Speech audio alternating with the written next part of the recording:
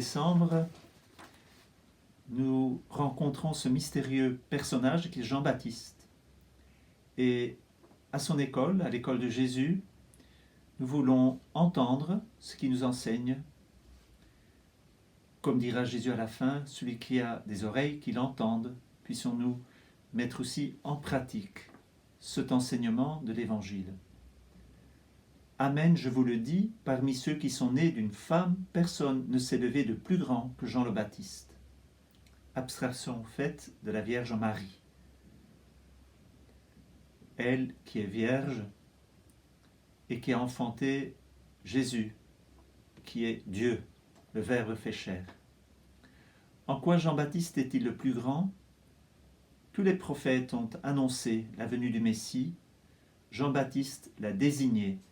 Voici l'agneau de Dieu qui enlève le péché du monde. Et cependant, le plus petit dans le royaume des cieux est plus grand que lui. Pourquoi Jésus nous dit-il cela? Eh bien d'abord, pour qu'on ne suive pas Jean le Baptiste. Il n'est pas lui le Messie. Et s'il est le plus grand, il est aussi le plus petit. Donc, il n'est pas le Messie. Et à la fois, le mystère de Jean-Baptiste fait qu'il est tout petit. La pauvreté de Jean-Baptiste est pas comme celle de Jésus, mais très grande. C'est ainsi qu'il pourra être vraiment le témoin de l'agneau.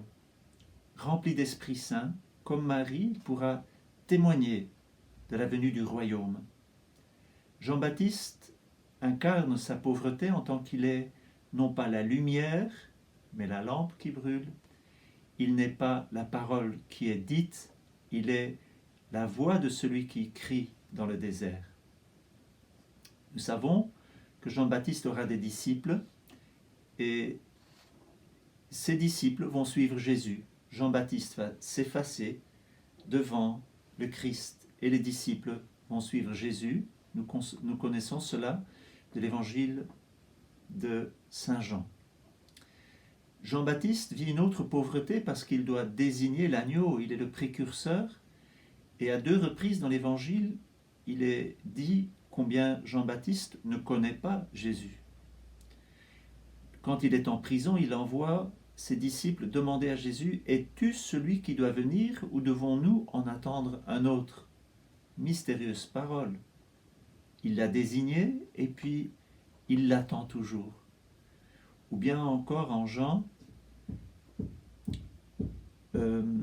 moi je ne le connaissais pas, mais celui qui m'a envoyé baptiser m'a dit, celui sur qui tu verras l'Esprit Saint descendre, c'est lui qui baptise dans l'Esprit Saint et le feu. Donc Jean-Baptiste, qui connaît son cousin, ne le connaissait pas comme l'agneau de Dieu qui enlève les péchés du monde.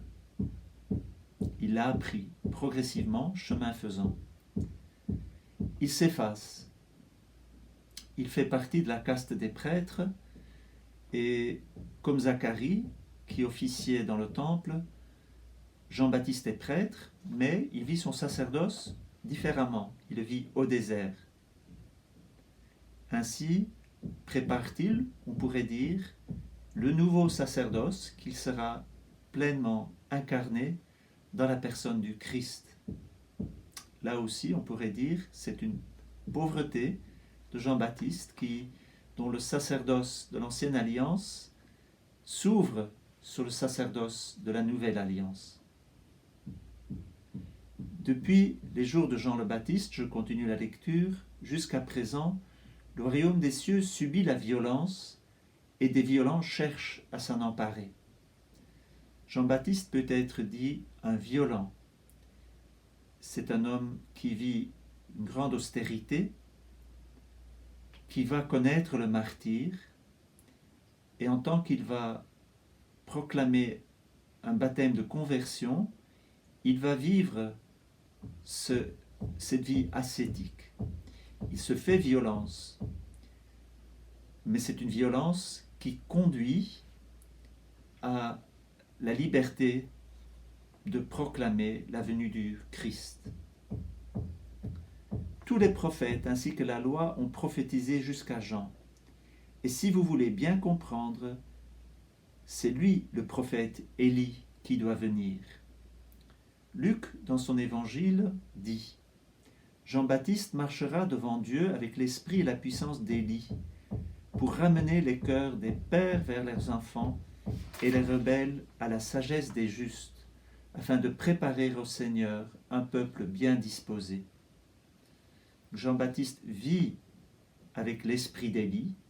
Il n'est pas Élie, mais il vit avec l'esprit d'Élie pour reconduire le cœur des pères vers leurs fils.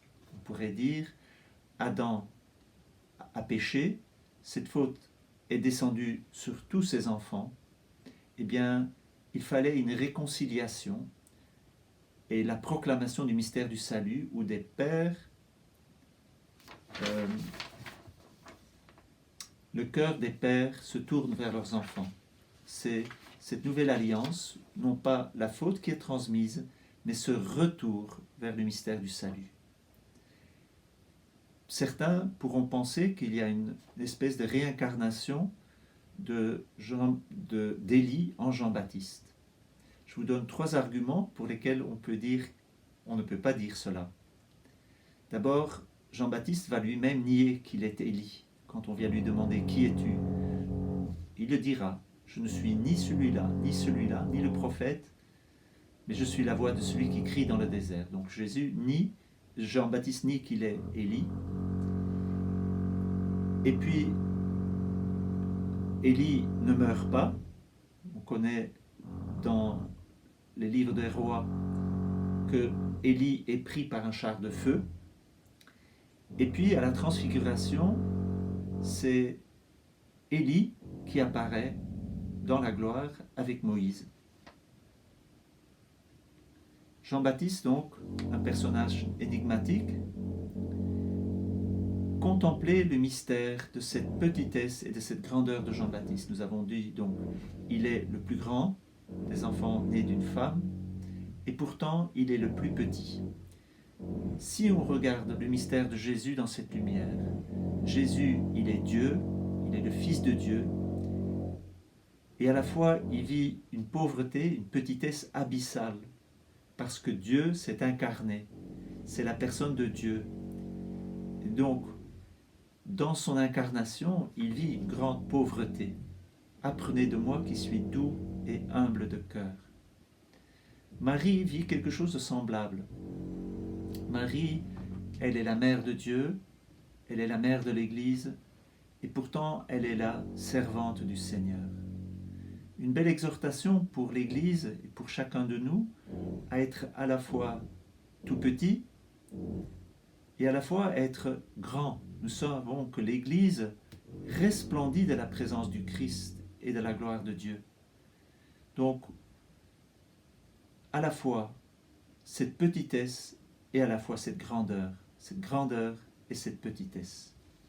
Nous savons aussi que nous avons un combat à mener comme Jean-Baptiste a mené un combat. Nous menons ce combat contre les péchés, contre nos convoitises. Et nous sommes aidés dans ce combat. Et il nous faut vivre ce combat spirituel. Nous aussi, nous avons à être des violents. Nous le voyons par exemple quand ceux qui vivent une souffrance ou même s'approchent de la mort, il y a une espèce de violence. Il faut être violent pour affronter ce combat. Avec Jésus, nous pouvons toujours être victorieux. Et cet esprit de prophétie d'Élie et de Jean-Baptiste, il est encore dans l'Église. Nous avons encore à être témoins et signes du royaume. Alors demandons qu'avec Jean-Baptiste, nous puissions être à la fois des prophètes, nous le sommes par notre baptême, prophètes, prêtres et rois, que nous puissions à la fois incarner cette petitesse et cette grandeur de Jean-Baptiste, mais surtout du Christ.